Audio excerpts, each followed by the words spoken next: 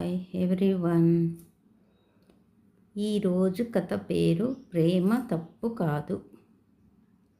రవి, సీత ఇద్దరూ ఒకే కాలేజీలో చదువుకున్నారు.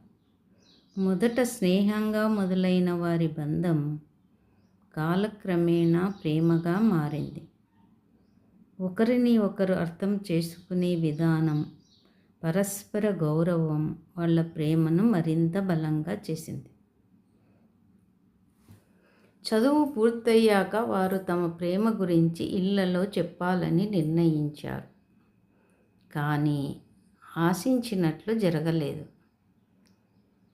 మన ఇల్లు, మన గౌరవం అన్నీ మర్చిపోయి ఇలా నిర్ణయం తీసుకుంటావా అని రవి తండ్రి కోపంగా అన్నాడు. సీత ఇంట్లో కూడా పరిస్థితి అదే. వాళ్ళ ప్రేమను ఎవ్వరూ అంగీకరించలేదు. అయినా వాళ్ళు ఒక నిర్ణయం తీసుకున్నారు. ఒక చిన్న ఆలయంలో ఎవరూ లేకుండా పెళ్లి చేసుకున్నారు.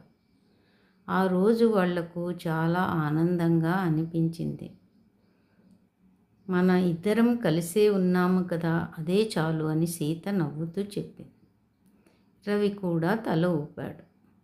కానీ జీవితం అంత సులభం కాదు. కొత్తగా మొదలైన జీవితం కొత్త సమస్యలతో వచ్చింది. ఆర్థిక ఇబ్బందులు, ఒత్తిడి, ఒంటరితనం ఇవన్నీ వారిని నెమ్మదిగా బాధించాయి. ఒకరోజు సీత అనారోగ్యంతో పడిపోయింది. ఆ సమయంలో రవి చాలా భయపడ్డాడు. ఈ సమయంలో అమ్మ ఉంటే ఎంత బాగుండేది అని అనుకున్నాడు. సీత కూడా కన్నీళ్లు పెట్టుకుంది. అప్పుడే వాళ్లకు ఒక విషయం అర్థమైంది. ప్రేమ మాత్రమే కాదు, కుటుంబం కూడా అవసరం. కొన్ని రోజులు ఆలోచించి చివరికి వారు తమ ఇళ్లకు వెళ్ళాలని నిర్ణయించారు. తల వంచుకొని తలుపు తట్టారు. తల్లిదండ్రులు మొదట కోపంగా చూశారు. కానీ వాళ్ళ కళ్ళలో కనిపించిన బాధ, పశ్చాత్తాపం చూసి వారి మనసు కరిగింది. సీత తల్లి దగ్గరకు వచ్చి ఆమెను కౌగిలించుకుంది. నువ్వు సంతోషంగా ఉంటే చాలు అమ్మా అని కన్నీళ్లతో చెప్పింది. రవి తండ్రి కూడా దగ్గరకు వచ్చి, మేము కోపంగా ఉన్నాము, కానీ నిన్ను దూరం పెట్టలేము అన్నాడు. ఆ రోజు వాళ్ళు అందరూ ఒక విషయం గ్రహించారు.